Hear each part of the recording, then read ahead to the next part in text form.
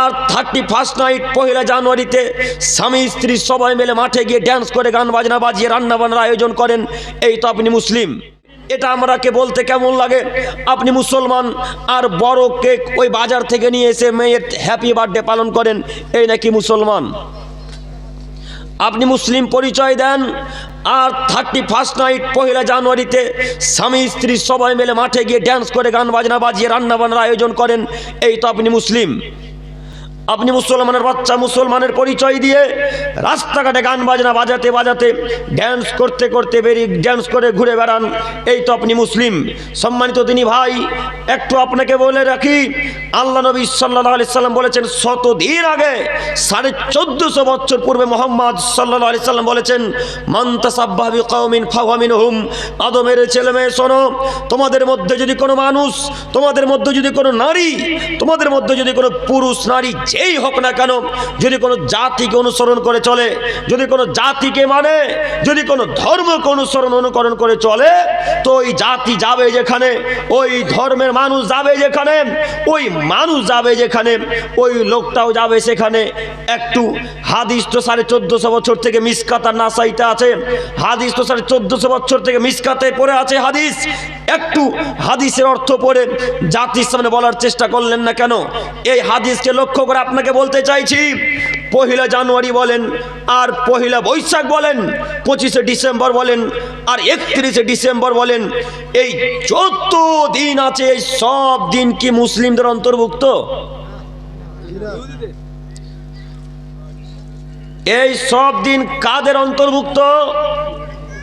সব খ্রিস্টানদের অন্তর্ভুক্ত।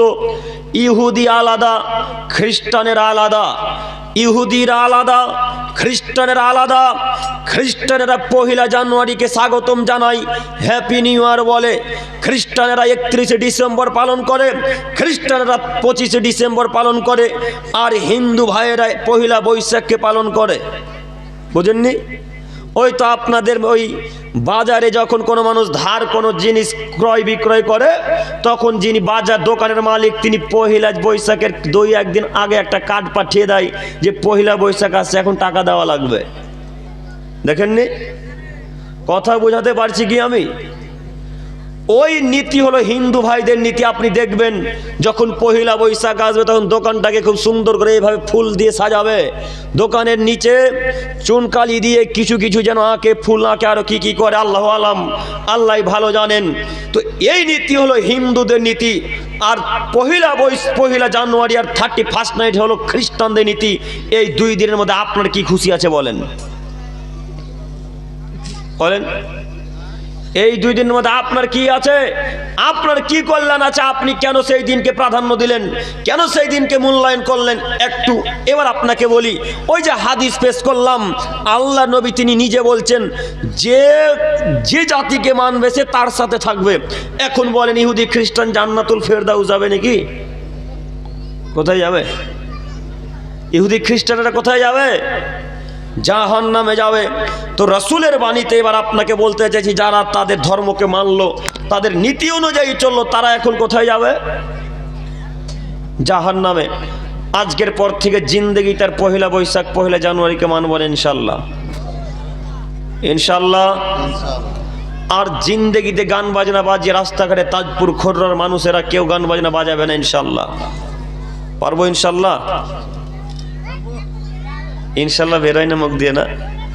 আপনারা বলছেন যে আপনি কত বলবেন বলেন না, বক্তব্য শেষে লঙ্গি ঝেড়ে তো বাড়ি যাব, একটা কথা সাথে নিয়ে যাবো না, সব এখানে ফেলে যাব। এই নীতি যদি থাকে তো কোনোদিন পরিবর্তন আসবে না ইনশাল্লাহ। বক্তব্য শুনতে আসতে হবে এমন গতিতে যে কিছু শুনবো, শিখবো, তারপর আমল করব, তাই না? এই গতি, এই নীতি যদি থাকে তাহলে পরিবর্তন আসবে, নইলে জিন্দেগিতে পরিবর্তন আসবে না। সম্মানিত দিনী ভাই, সম্মানিত মুরব্বী সাহেব, আপনাকে আমি বলতে চাইছি এই জন্যে যে যত মানুষ গান বাজনা বাজায়, বেশি গান বাজনায় পহেলা জানুয়ারি, 2 জানুয়ারি, 3 জানুয়ারি, বিশেষ করে জানুয়ারি মাসটাই গান বাজনা বাজে না? এই জন্যে বলা। তো আপনাকে আমি অনুরোধ করে বলি, ছেলে আপনার কিয়ামতের মাঠে আল্লাহ আপনাকে জিজ্ঞাসা করবে, মেয়ে আপনার কিয়ামতের মাঠে আল্লাহ আপনাকে জিজ্ঞাসা করবে, স্ত্রী আপনার কিয়ামতের মাঠে আল্লাহ আপনাকে জিজ্ঞাসা করবে। এই উত্তর দিনাজপুরের আশেপাশে পার্ক আছে কি? রায়গঞ্জে আছে, রায়গঞ্জে আছে। ওই রায়গঞ্জের পার্কে কোনোদিন এই জানুয়ারি মাসে আপনার ছেলে মেয়ে একদিন রান্নাবান্নার আয়োজন করতে যায়নি? আলহামদুলিল্লাহ, অনেক দূর তো যাই হোক, যায়নি তো আলহামদুলিল্লাহ, যায়নি এটাই আলহামদুলিল্লাহ। আল্লাহ কবুল করুক, সকলে বলি আমিন।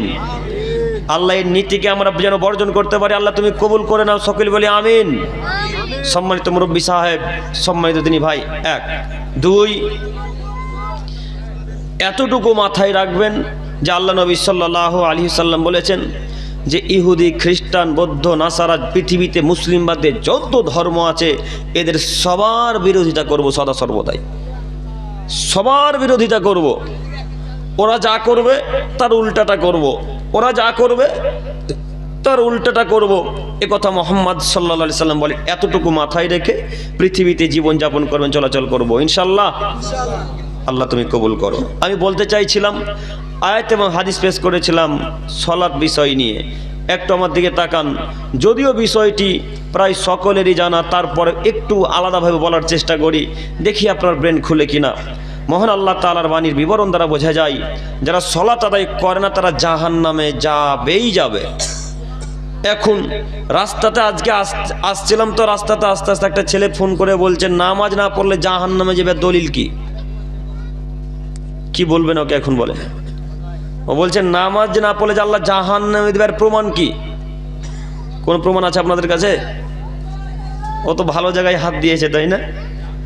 যে আল্লাহ তো কোনো জায়গায় বলেনি যে নামাজ না পড়লে জাহান্নামে যাবে। তার মানে সত্যি কি আল্লাহ বলেননি? বলেননি? আল্লাহ বলেছেন কিনা একটু পরে এই জায়গাতে আসবো। যাই হোক, আমি বলতে চাইছি আপনাদেরকে যে যদি কেউ নামাজ না পড়ে, সালাত আদায় না করে, তো জাহান্নাম যাবেই যাবে, জাহান্নাম যেতে হবেই।